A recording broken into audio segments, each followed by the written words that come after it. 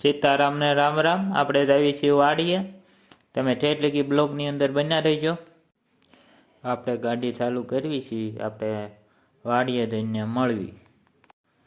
આ આપણા ઘઉં છે, તમે જોઈ શકો છો. ઘઉં આપણા ડુંડિયું આવી ગઈ છે ઘઉંમાં.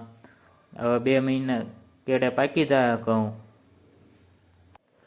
જો આપણું મકાન બતાય છે, એ આપણું ઝૂંપડું છે મકાન વાડીનું. તમને જોઈ રહ્યું ઓલું ટાંકો નહીં દેખાય નાનો એવો હોય, એ આપણું ઝૂંપડું છે. આ છે આપણી લીંબુડી.